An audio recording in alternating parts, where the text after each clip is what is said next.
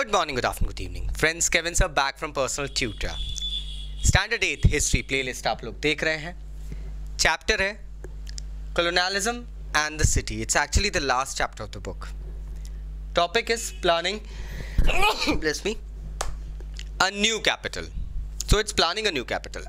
दिल्ली के बारे में यहाँ काफ़ी सारी चीज़ें बता रहे हैं दोस्तों. By the way, ठंड बढ़ गई है. Stay warm in your houses.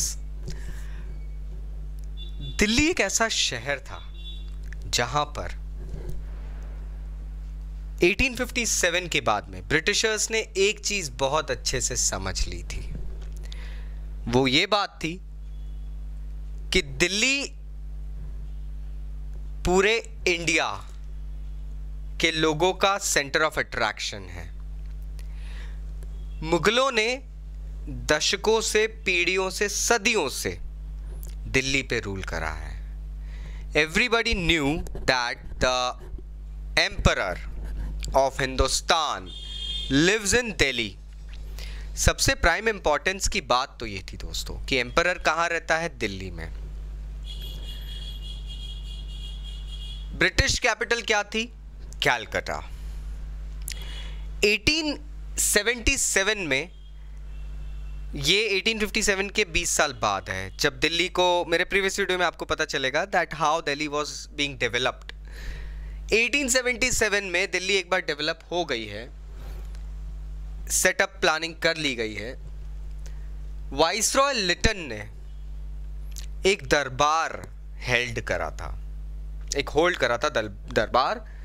उस दरबार में एक्नॉलेजमेंट दिया था that India is a dominion of England and queen Victoria को ऑफिशियली एम्प्रेस ऑफ इंडिया का खिताब दिया जा रहा है. गौरतलब बात है, जब ब्रिटिश कैपिटल कैलकाटा है तो दिल्ली को क्यों इस दरबार के लिए चूज किया गया? ब्रिटिशर्स न्यू दैट दिल्ली में कुछ होता है तो वो आम नहीं होता है, वो खास होता है. दिल्ली में कुछ भी चीजें अगर होती है तो they are not suppose to be meant that वो चीजें बिल्कुल एक नॉर्मल वे में डील कर ली जाएगी. इंडिया में कुछ भी इंपॉर्टेंट हो रहा है so it has to be held in Delhi, तभी उस चीज की इंपॉर्टेंस रहेगी, पैन इंडियन एक्सेप्टेंस रहेगी. 1911 में king George fifth, king George पंचम जिन्हें कहते हैं, उनका कोरोनेशन होता है इंग्लैंड में, लेकिन दरबार हेल्ड किया जाता है एक बार फिर दिल्ली में दोस्तों. इस वक्त तक ब्रिटिशर्स पूरा मन बना चुके थे अपनी ऑफिशियल कैपिटल को कैलकाटा से दिल्ली शिफ्ट करने की, और एक तरीके से एक ऑफिशियल स्टेटमेंट भी दे दिया गया था. दो फेमस आर्किटेक्ट्स एडवर्ड लुटियन और हर्बर्ट बेकर को 10 मील का एक एरिया दिया गया था रायसेन हिल्स के आसपास का, जहां पे एक न्यू दिल्ली का निर्माण होना था. अब यहां पर एक बात थी दोस्तों कि दिल्ली को क्यों इतना ग्रैंडियर दिया जा रहा था. ब्रिटिशर्स को एक चीज पता थी, दिल्ली का ग्रैंडियर हमेशा शाहजहां, शाहजहानाबाद, लाल किला, जामा मस्जिद और सब चीजों से जुड़ा होता था. मुगलों की एक अभिन्न छाप थी इंडिया पे. मुगलों को किस तरीके से हटाया जाए ये समझ में नहीं आ रहा था. तो सबसे पहले मुगलों की रहने की जगह है, दैट इज द सिटी, इसका तस्वुर या इसका पूरा का पूरा फेस बदल दिया जाए.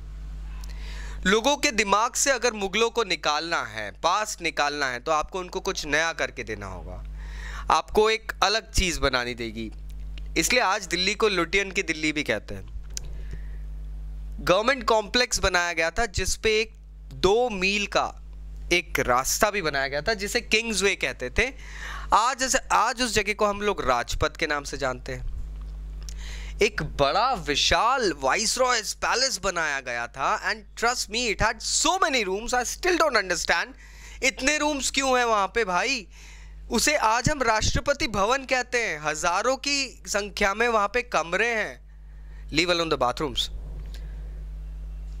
सेक्रेटरीट की बिल्डिंग्स दोनों तरफ, मतलब जो एक किंग्सवे था उसके दोनों तरफ, राजपथ जो था उसके दोनों तरफ सेक्रेटरीट की बिल्डिंग्स बनाई गई थी जहां पे सेक्रेटरियल वर्क्स होते थे। इस आर्किटेक्चर को क्लासिकल ग्रीस कहा गया था। हालांकि इसमें इंडियन आर्किटेक्चर लिया गया था। जैसे कि अगर हम देखें वाइसरॉयस हाउस का जो डोम था, वो डोम जो था वो सांची के बुद्ध के स्तूपा, सांची के स्तूप से कॉपी किया गया था। जो जालीनुमा विंडोज बनाई गई थी, अब ये जालीनुमा विंडोज आपने ताजमहल, लाल किले, फतेहपुर सीकरी हर जगह देखिए, तो ये एक मुगल आर्किटेक्चर दिख रहा था। ओवरऑल हम इसे कह सकते हैं क्लासिकल ग्रीस आर्किटेक्चर इन्होंने कॉपी करके बनाया था दोस्तों। अब फर्क यहां पर यह था कि दिल्ली को किसी भी तरीके से शाहजहानाबाद जैसा नहीं दिखना चाहिए। 20 साल लग गए थे इस दिल्ली को बनने में। यहां पे ब्रिटिशर्स ने पॉलिसी रखी कि यहां पे अब कोई भी शहरी इलाके में कोई मोहल्ले टाइप की जगह नहीं रहेगी, कोई नैरो लेन्स नहीं रहेगी, संकरी गलियां जिसे कहते हैं वो नहीं रहेगी। हमको बिल्कुल वास्ट लेन्स बनाने हैं, हमको लश बंगलोज बनाने हैं। उन बंगलोज के आसपास पूरे गार्डन्स होंगे, जो कि आज हमारे मेंबर ऑफ पार्लियामेंट्स, हमारे प्राइम मिनिस्टर और हमारे वेरियस मिनिस्टर्स के निवास बन चुके हैं दोस्तों। गंदगी को हटाना सबसे जरूरी था। ब्रिटिशर्स समझते थे कि गंदगी ही एक रीजन थी जिस कारण से लोग गरीबी और पॉवर्टी में और एक डिजीजेस के एरिया में रहते। So they wanted the city to be clean and healthy. इसके लिए बहुत सारे पेड़ लगाए गए, सीवरेज सिस्टम डेवलप करा, वाटर कैनाल, वाटर सप्लाई को वेल डेवलप करा था। जैसा कि शाहजहानाबाद में था कि only the riches were able to go ahead and enjoy the parks, the waterways, canals and all, नहीं, अब यहाँ पर open gardens बनाए गए। अगर आज आप दिल्ली का इस एरिया को विजिट करेंगे दोस्तों, तो you will find यहाँ पे रिहायशी एरिया कम, बल्कि गार्डन एंड ऑल एरिया बहुत ज़्यादा मिलते हैं। It's all surrounded by various gardens and all places, my friends. So now you know how was new capital being planned and what all things were adopted. Still अगर कोई doubts है नीचे comment box से comment करना मत भूलना। This is Kevin sir signing off. Take care. Bye bye.